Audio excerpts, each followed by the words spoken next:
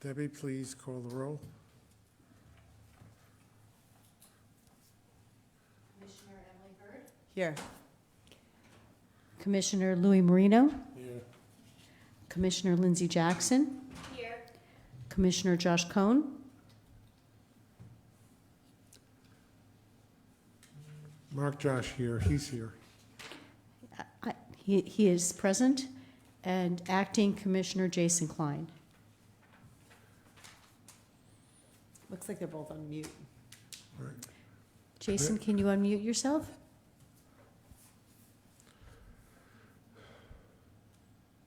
Excuse me, Debbie, we have 4 commissioners here in person.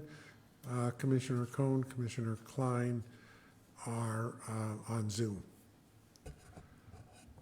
Do we have any public comment on non-agenda items?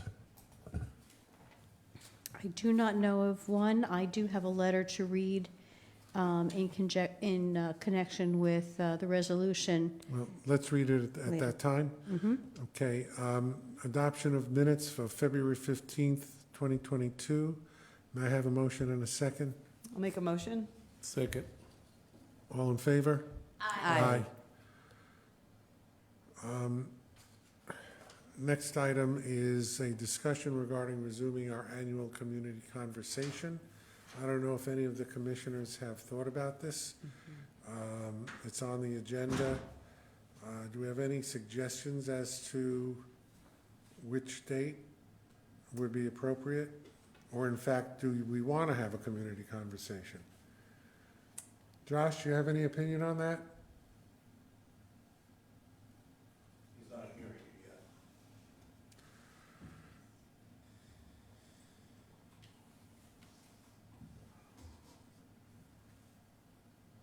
should be hearing him. It's gotta be something in Zoom. The Zoom was set up on mute in this room. Recording in Can it- progress. That's always helpful. Now? You hearing me? Josh, can you hear us? And now, Yes, Great. and we can hear Good. you. Very good. Sorry. The community conversation, does anybody have a feeling one way or the other? A, should we have it? And B, if so, what dates would be most preferable for the majority of the commission? Well, I think it's important to have it. Yeah. Okay? So we'll have it. We've alternated between Saturdays and Sundays. May 8th is Mother's Day, so that's out. I think May 7th may be a little bit cold, so I would suggest towards the end of the month. Yeah, so I mean, I think that leaves the end of the month, the 21st, which is Labor Day. Memorial Day, I actually Memorial have a Day. calendar up on the screen. Oh, yeah, that's the Memorial 30th. Day weekend would be following, yeah, so. The 30th. That weekend starts May 27th. So I would Friday, then that's Friday. suggest that 2021 weekend. I agree, Emily. Do you want to make it Saturday, the 21st, with a rain date on Sunday, the 22nd? Sure. Works for me. Josh? works for me. That sounds good. Okay.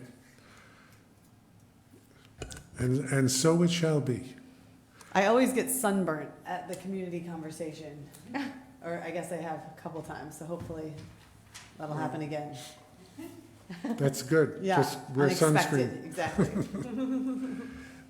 Next up is a request from the Village of Portchester to waive the beach admission for special citizens, their summer program.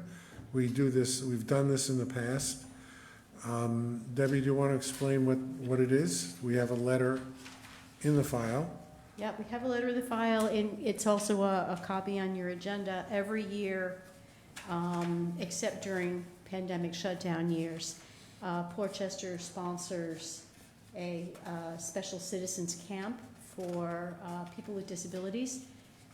And they come to Rye Town Park around 8 times to swim with counselors and aides. It's a lovely program. It causes us no burden whatsoever. It's a delight. But the commission is being asked to waive the admissions fee. I have a motion and a second to waive the admission fee. I'll make the motion. Second. All in favor? Aye. Thank you. And Debbie, let them know, please. We are very, very happy to have them. Louis, do you have anything to say? It's your village. Also, I want to thank you for the support as usual.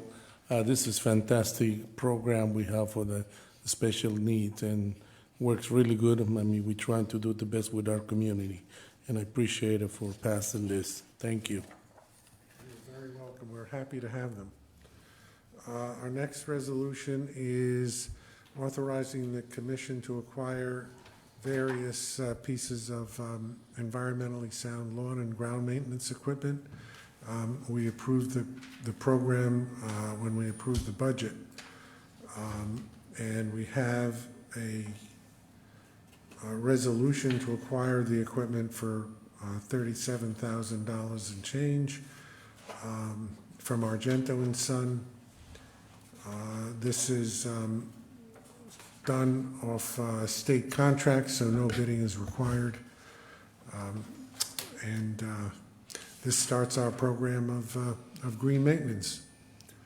Is this the- I have a letter of support from the Town Sustainability Committee. If you'd like me, I can read it. Sure.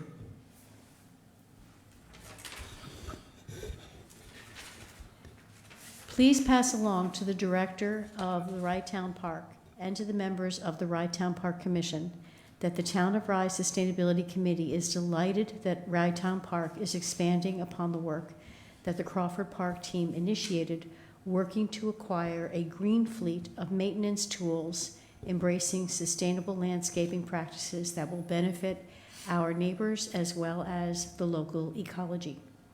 Thank you to the Rye Town Park Commission and to Russ Gold and his team for committing to renewable energy leadership. In doing so, you are actively helping the town of Rye, along with our sister municipalities, to lessen our collective carbon footprint and achieve the green energy goals set forward by our state government.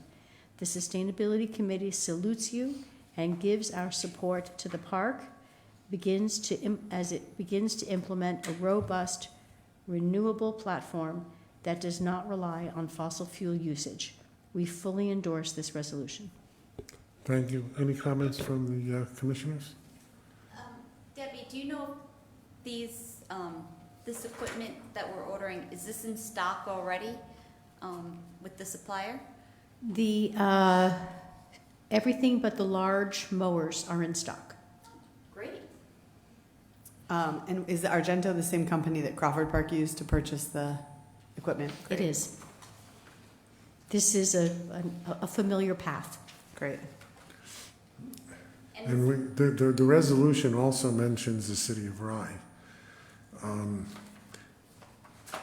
because the park is located in the city of Rye, and I assume that the city is also committed at some point to green, environmentally sound practices.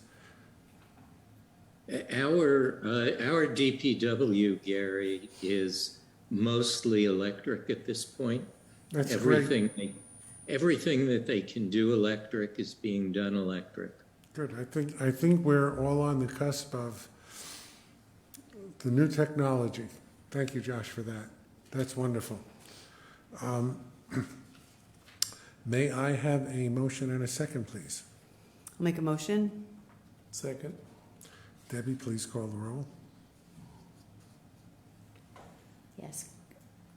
Commissioner Cohn, Yes? Commissioner Hurd, Yes. Commissioner Marino, Yes. Commissioner Jackson, Yes. Acting Commissioner Klein, Yes. President Zuckerman. Yes, thank you. And now we have the highlight of the meeting, analysis of incremental increases to the daily rates at Rye Town Park. Debbie, you want to take us through this? And we have a presentation pre-recorded from a loan. That's right. Would you like me to try to play that first for you, and then we can have a further Sure. discussion? Okay.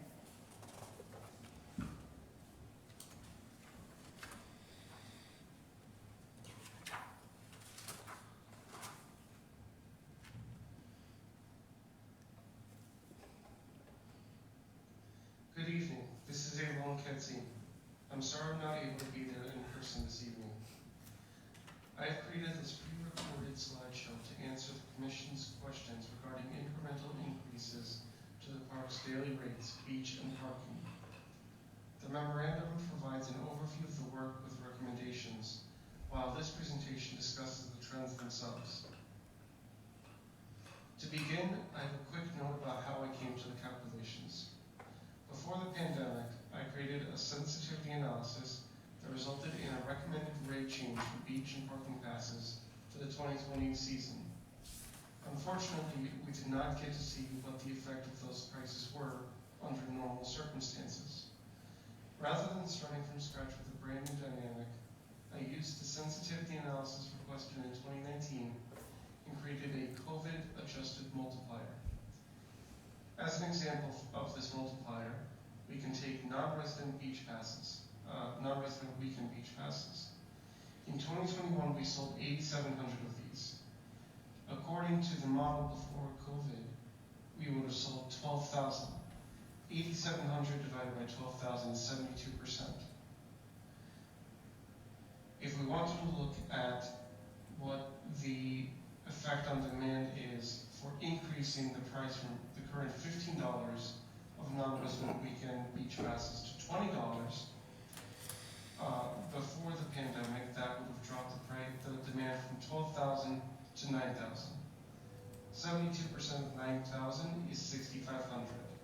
So, under the post-COVID or the COVID-adjusted model, the same $5 increase from $15 to $20 results in demand dropping from 8,700 beach passes down to 6,500 beach passes. As for parking, I took the standard parking demand ratio based on research that I found that shows that 10% increase in pricing results in a 3% decrease in demand. Here we see the numbers in graphical form to illustrate the effect of incremental price increases on non-resident beach passes. The bottom axis is the price point. The lines here that are lighter and with squares correspond with unit sales that are shown on the left side. And the darker lines with triangles correspond with revenue as shown on the right side. As we can see here, incremental increases to non-resident rates on weekdays, weekends, and holidays are all three declining in terms of both beach pass unit sales and revenue. It's worth noting, however, that we can see the peak of potential revenue when it comes to the non-resident weekend beach passes. That is the dark purple line. Right around $17.50 is where the peak is. And we know this because as we go to the left and the price declines, so does the revenue. And same thing if we go to the right and the price increases. I will also mention here that the glowing points on each line are where prices currently are and what the unit sales and revenue were in 2021. With all three parking rates, weekday, weekend, and holiday, we will see the opposite trends occurring for parking.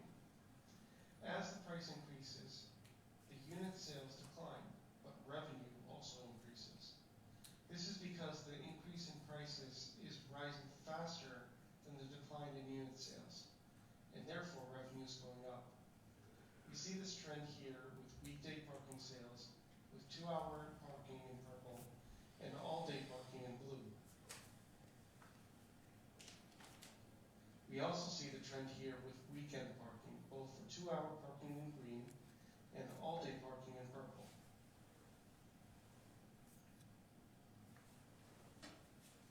And also here with holiday parking, the revenue increasing for 2-hour parking is going at a steep rate, as you can see here. As the declining rate of passes sold is slower than the rise in the price. And again, for all-day parking, it's shown here in purple, the revenues incrementally increase with each additional $1 jump. But but this is mostly because there's already so few unit sales for these that a price increase will ultimately result in additional revenues.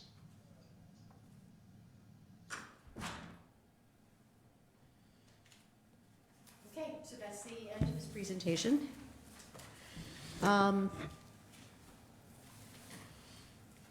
Where would you like to take it now, Gary? Well, I think we need to discuss it. We don't have to make a decision today. Rates go into effect Memorial Day, so we can make any decision at the April meeting. My basic feeling is that there's no reason to change the price of the beach pass. We don't want to lose revenue, and also I think we don't want to discourage people from going to the beach because of that, especially if we're going to have a revenue loss. So to me, that's a no-brainer. The parking, I think, is something that we could look at. Now, the beach passes have resident and non-resident. We never suggested increasing resident rates at all. Parking is the same for residents and non-residents. Debbie, how long ago did we make that determination? About 2 years ago?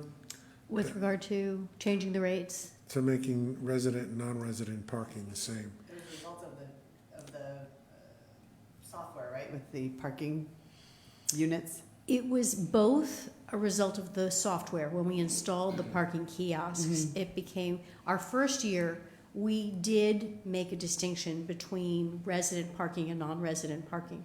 In order to take advantage of that, the residents had to register in advance and then enter their license plate. And it became, it was not well subscribed and very confusing.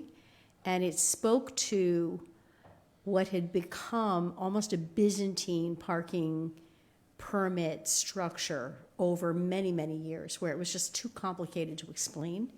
And the decision was made, okay, we're going to treat all daily parking and all cash payers the same.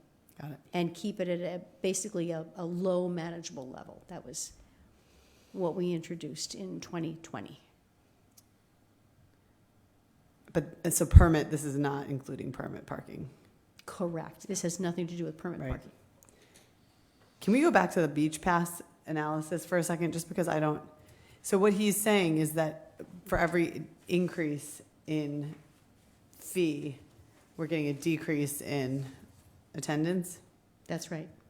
in all across the categories. Well, one of the problems is that the machines don't make change. So if you increase it by $1 or $2, then you're getting into a situation where people are going to come and they're going to want change. So I think that becomes problematical. I think there's some, if you increase it by $5, for example, a non-resident weekend beach pass, you're losing about $1,000. There's not much of a difference in any case on any of these things in terms of changes that are to the positive. Even non-resident weekday beach passes is a substantial decline with every increase. And there's a substantial decrease in non-resident holiday beach passes in every increase. Non-resident weekend beach pass, if you raise it by $1 or $2, you're going to get a little bit of an increase before, when you hit $5, it's going to drop down. So there's essentially no change there. So I don't think there's any reason to raise the non-resident beach passes at all and complicate things. So that's my feeling. I agree with that. I have two questions that go to Gary's point. The first question is, when we purchase these machines, is there a capability for the machines to give change, and were we aware of that when we did purchase them? At the time we purchased them, that was a possibility. Okay. And given the choices at the time, we chose not to go the complicated route of giving change and having to stock the machines with coins and all of the maintenance issues that go along with a more complicated mechanical machine. That decision kind of was made at that time when machines were giving change. What's happened now is that very few machines are being programmed to give change. It's become a much less popular option. In fact, Russell Gold is the one who's done the research into this, and he can probably speak to this in more detail than I can. And I invite him to pipe in if he wishes. So these machines cannot be reprogrammed at this point. If we want to buy new machines, they're $30,000 a unit. And then, Yeah, that's correct, Debbie. The machines that we currently have cannot be retrofitted to give change of any kind.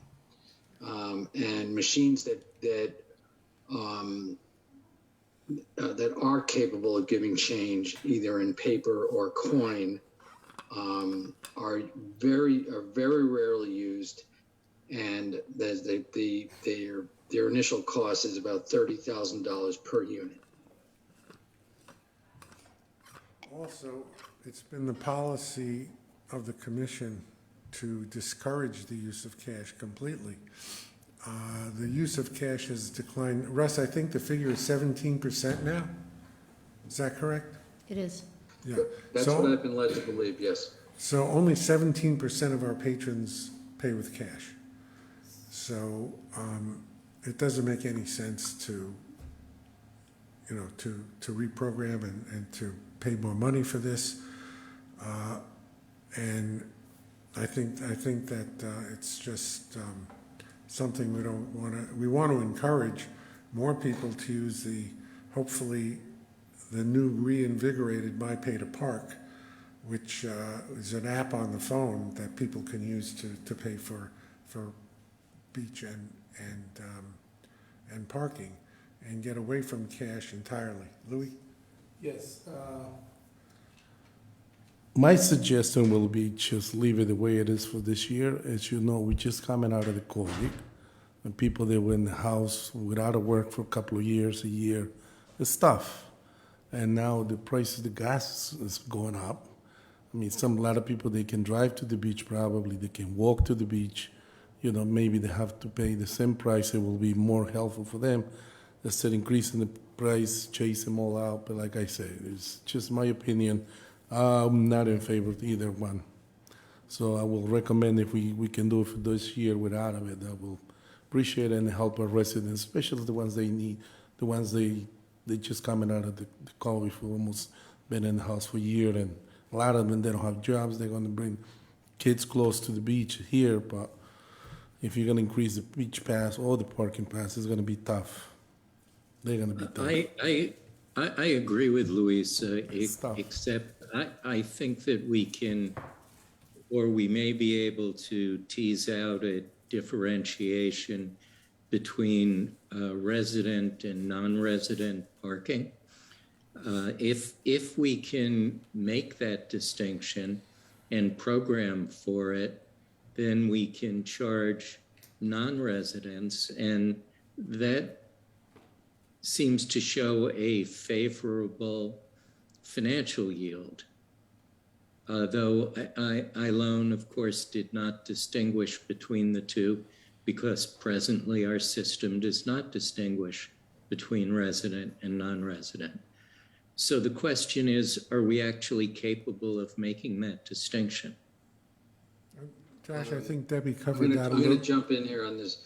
There's two things to consider. One is that we don't know the answer to your question yet, Josh. As soon as we get back in April, we'll be doing some testing on the system and seeing what how effective the new cell towers, the antennas in the towers are in being able to differentiate or read the license plates.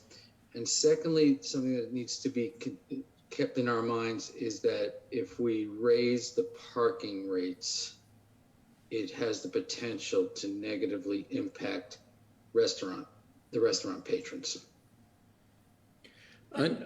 Understood, and I think we'd have to try to to parse that out as well. Okay, I just wanted you to be considerate. Thank you.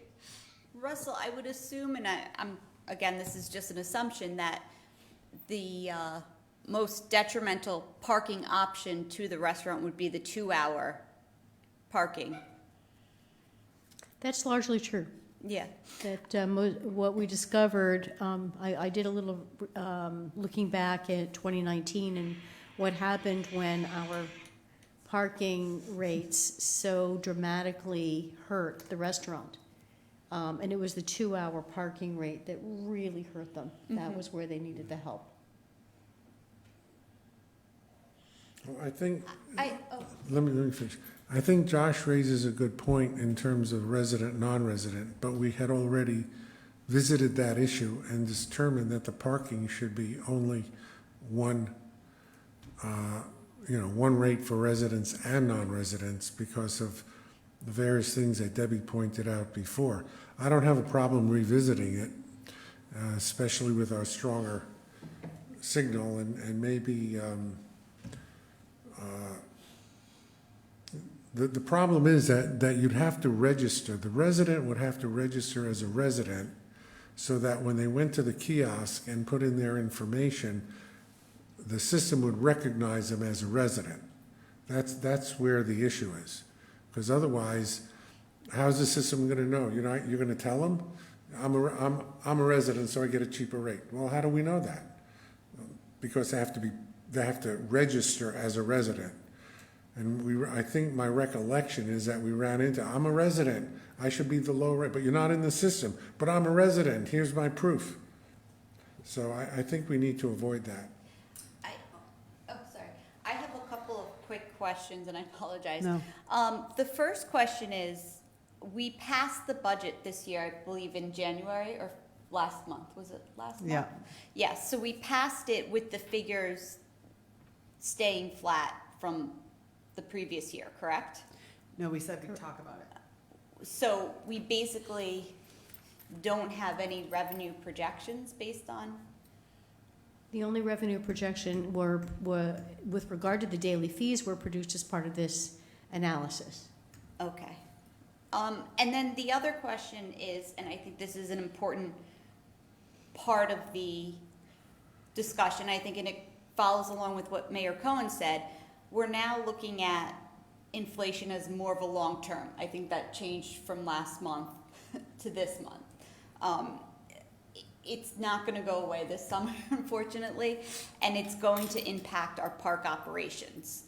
Have we done an evaluation or started to look at what materials or ongoing reoccurring costs we have and how the inflation would impact that? Well, we certainly considered it when we were preparing the budget. Of course, the world has changed in the last month. Yes. There has been no new recalculation other than Argento honored the pricing they gave us 3 months ago. Wow. One thing that we should be reminded of is that and Debbie, correct me if I'm wrong, because I very well could be, is that we agreed to an additional source of revenue, if you will, is that we agreed to pass on the credit card service charges to all credit card transactions. You are correct. That is right. And again, back to the point I was trying to make, and in line with Mayor Cohen's comment, assuming that it's going to be more this year to operate the park, I would prefer to, instead of passing that cost along to solely the residents who are paying, in addition to their park fee, taxes, and, kind of spread some of the burden to our non-residents. I know it's people make the argument that it's going to decrease demand. However, gas prices are up. People aren't driving or going on, long vacations this summer, which may increase the demand for our beach. People want to stay close to home, which is another reason why demand for Rytown Park may be up this year. And I don't necessarily feel that we are out of line with some of the local beaches. I mean, I know Todd's Point in Greenwich is more. If you want to go for the weekend, you have to go to the Greenwich town offices to get a pass during the weekday. So Rye Town Park is a lot more convenient, I think, for local people, whether or not they're in the town. And again, I think it's going to be, while we did take into account during our budget increased costs, I think it's going to be a lot more than what we thought it was a month ago. And I think we do need to take into consideration possibly passing that along to our non-residents as opposed to just expecting our taxpayers and our residents to make up the difference at the end of the season. What about, have we ever considered, just because of the difficulty with registering residents, could we ever do an honor system so we'd keep flat the current parking pricing for residents and increase, per a loan suggestion, the non-resident parking fee, and just have it be part of the software? Like, are you a resident? I mean, I do think some people would be honest. I think some people wouldn't be, but I think we would be capturing additional revenue without having to go through that extreme, frustration on the residents' part to register. Emily, I appreciate what you're saying, but most people don't know whether they're residents or not. Well, that's what I was thinking about that. It would have to say something like, are you a resident? When they say, people do, they come in, they say, and we ask, are you a resident? They say, yes, I live in Westchester County. Oh, good point. I mean, could we program it to say, are you? Let me take this one step further, and then you can discuss it. We could consider a slight increase to non-resident beach pass, because when our park fills up, where do they all park? They park in Playland, and then they walk over. So we get quite a bit on busy days. We get quite a bit of pedestrian traffic walking down the beach path, and then coming to come use our beach. So they haven't parked here. We didn't get any of that parking revenue, but we would get the beach revenue. Again, I think, given the fact that costs are going to be up, I think particularly more than anticipated when we pass the budget, it is something to consider, increasing the non-residents' price and kind of alleviating some of the burden on our taxpayers and residents. Well, the problem is that you're talking about increasing non-resident beach passes, and that shows that we're going to have a decrease in income. So to me, that's a non-starter. I mean, if you want to limit and say we have too many people in the park, that's a different issue. We're talking about revenue and whether or not increasing the non-resident beach fee would have any effect, and it would have a negative effect on revenue. So I think that's a non-starter. But that's actually conjecture. Everything is, Lindsay, is conjecture as to where inflation is going. And you say we didn't figure in inflation. We did, because our starting hiring rate is higher. Our budget figured that in. Most of our expense is in salary, and that's gonna be a level number. We figured that in the budget. I don't know how you're going to figure in the cost of extra hammers and nails and things like that, but I don't think that we're going to really be hit with an inflationary issue at the park this summer. But part of the problem in raising the parking rates is, rather than having non-residents come here, they may go every place because they're non-residents. If they're coming from New Rochelle, or they're coming from someplace else within the county, then they may not want to make the trip at all. So, I think that, as far as parking is concerned, the one thing that I think might make some sense would be to increase the parking fees from the all-day fees, or pardon me, the weekend fees to the same as holiday, make weekend and holiday the same for both the weekend and, for the weekend 2-hour pass and the weekend all-day parking pass, make that all the same as the holiday parking, so that we have one rate for weekends and holidays. That I can look at, I can support that, if the other commissioners feel that way. I don't think we should raise the weekday rates because frankly, we don't have that many cars coming in compared to weekend. And during the week, the lot does not fill up. During the weekend and holidays, we could have a full lot. So I think there might be an argument that you would want to raise the rates there to limit the cars so that we wouldn't have as much overflow. But again, as Russ points out, a lot of people will park at Playland and walk over, and we'd lose the parking anyway. So, you know, this is an art, not a science. I'm quite content to leave the parking exactly where it is, the beach fees exactly where it is, and see what happens in this hopefully non-COVID year, and make an adjustment for next year. If the commissioners want to raise a rate, then we'll talk about specific rates. Just one question. I know Standard is taking over Playland operations, and one of their purviews is the ability to change parking rates. I'm not sure, but I don't know for sure that Playland will stick with its current parking rate, which I think is what? Less than ours. We have no Less than idea. our, It's been steadily It's less than ours for $10. years. $10, right? Yeah. So I would, I'm sorry, go ahead. no, go ahead, Josh. I would only be interested in raising non-resident parking rates. And we can talk about the configuration, but I'm thinking weekend and holiday rates and by $5 so as not to create a change problem. But I recognize the registration problem. And unless we can figure out a way around that or through that, I'm not sure we can do it. But Alon's analysis shows, and again, without distinguishing between resident and non-resident parking, it shows that there's a good deal of money to be made by the park with a raise in parking rate.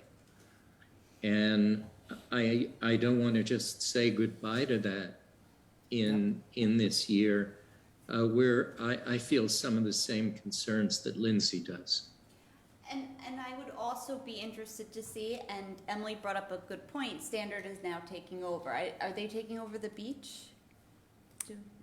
Yes. So Yeah. their rates are presumably going to change. You're going from a government Yeah. entity, a parks department, to a private entity, so their goal is obviously to turn a profit. I would also be interested to see what some of the other local beaches, and again, you know, when you talk about proximity and how they are dealing with fees this year and looking to address, you know, increased costs for staff and other, other expenses. My concern is that we put too much of the burden to run the park on the residents and the people who are paying the taxes to support the park in the end. And I would like to see some of the non-residents have that burden, share that burden with everyone. And again, I when you look at other competitor beaches, there are not too many around. I mean, you talk about the Sound Shore, you also have Greenwich, but, there are additional costs and, again, like I mentioned, Greenwich, you have to go during the week to get the pass if you want to go on the weekend. So, you can't wake up on a Saturday and say, oh, gee, I'd like to go to the beach. So that's another I think they're a bit convenience. unduly restrictive, and I'd like to actually see a comparison of Mamaroneck, Harbor Island, and see what that entails. I wonder, does it make sense for Russ, maybe for us to go, to have somebody look into what we can do with respect to the software so that we can understand if there's a better way to do the registration, and then Well, report back? We did start there, back when we installed the machines and had the software written. Right. The Can we only way to- rewrite the software or no? I would caution against it, having been through the process of trying to write our own software on a number of initiatives. They actually, one of the reasons we chose this technology, this company, was that they actually did. They wrote the software for us so that people could buy their beach passes on and pay to park. They could buy their beach passes through the kiosks. They hand wrote that for us. So remind me how a resident buys a beach pass versus a non-resident on the kiosk. Well, with the kiosk, they You want don't. me If to they take go up that, to the Debbie? pardon me. Russ, do you want to take that, or shall I? Yeah, a resident can buy their daily beach pass showing proof of residence. They can buy it at the gate. Okay, They do- that was what it with, was. With a credit card, with plastic. If they only have cash, they have to go to kiosk. they have to go to the pay station, and the pay station only has the non-resident rates loaded. But Russ, to that point, when we and Yeah. Gary had mentioned, the 17%, I think, that use cash, you're talking about 83% that use credit cards. So that's going Right. to be, a few residents that are paying Lindsay, I was cash. just answering the question of how does a resident buy a beach pass with using the resident rate? Right. Yeah, but I'm just saying, to that point, to take into consideration, you wouldn't have, of that 17% who pay cash, how many of them are residents who didn't pre-register? That's correct. We don't know. And also the pre-registration process, as Debbie explained before, has not proven that it works. There were just very, very few people who took advantage of it. Right, it just took too much time. So I guess my question to you, as people who understand how this works, is how can we figure out how to differentiate between residents and non-residents so that we can increase non-resident parking fees? I don't know the answer because, we gave it our best shot Again, with the I'm- pre-registration. And again, I'm reluctant. If you're talking about all-day rates, maybe we can talk. Weekend and holidays. But all-day rates versus the 2-hour rate, Emily, because I think if we raise the 2-hour rate, I think it has the potential to hurt the restaurant. That's true. If we raise the weekend parking pass, the all-day parking pass, that might have two, what we didn't consider is whether we would drive more business for the season pass, whether somebody would instead choose to just get the season pass and not bother with it. Many people would. Imagine so. I think it could have the possibility of being the term is escaping me, but essentially it would be harder for the people who can't afford a season pass, who only can afford the money for a day pass. Right, I guess I'm not thinking about anything other than A-Loan's analysis, which shows us that there's revenue we're leaving on the table by not upcharging non-residents for weekend parking. Right? I think that's where Josh and Lindsay are. I think that's our speculation. A-Loan's figures don't distinguish between resident and non-resident. Good point. But Well, I think that's that correct. the- We- I think that's true. We really have no data Let at me, this let me, point. let me interject. I think that the way the discussion is going is that we need to see what it would take to make a distinction on the kiosk between resident and non-resident. I think we need to get that done quickly so we can make a decision next month. Right now, the only change that I would really support would be the weekend all-day parking pass to make to increase that from 20 to 25 to match the current holiday all-day parking pass. I could see doing that.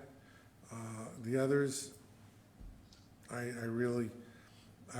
wouldn't necessarily want to touch the 2-hour because of the possible impact on the restaurant. And I don't really want to touch the weekday passes because frankly, the lot doesn't fill up during the week, and I don't want to discourage more cars going away. But I think that, I mean, that's where I am on it. But I think that what we need to do is find out if there's a possibility of separating resident from non-resident. If the answer to that is yes, we'll look into it. If the answer to that is no, then it's no. I mean, we already tried it once, maybe we could do it. But I don't think we can go any further at this point. So shall we just suspend the discussion? We can always talk Yes. offline when we get more information. Yep. Okay? Yep. The management report is listed. I wanted to make a comment. I don't know if all of you have read it. One of the projects that was ongoing since our last meeting is the replacement of manholes by the city of Rye. And I think one was repaired and 3 were replaced in the park. What I understand happened is that the contractor hired by the city contact did an excellent job, that there was a great deal of communication between the city engineering department, contact, and our maintenance staff, and everything went very smoothly. And all of the daffodils, I believe, have been replaced. They had to rip up some areas, and everything was replaced. And I just want to commend all involved, our staff, the city, and contact for doing a really, really good job. Any comments? No? Okay. No, I would just highlight that the facility rentals is consistent and strong, which is great, because that was a concern of mine in the budget, so I'm glad to read that. And I was curious, I don't know how I didn't realize what was going on in the park, but I've noticed it every day at the dog park, which is something I would like to raise with Russ offline, but bring back to you, is extending dog park hours during non-daylight savings time, which apparently Congress might pass, or the House. Somebody just voted at the federal level to end daylight savings, so that might mess with my plan. But currently my proposal is something like extending it during daylight savings, off-season, for dog park Off-season. hours, yeah. Well, we could discuss it. I wanted to just bring everybody up to date on some of the capital work. I spoke to Gary Gianfrancisco today, and he assures me, he's confident that the stucco on the ticket booth will be done by April 1st. Not an April Fool's joke? Well, it's not April Fool's today. That's what he's told me today. Secondly, the wall, Gary is going to get a geotech to look in, to get the work done.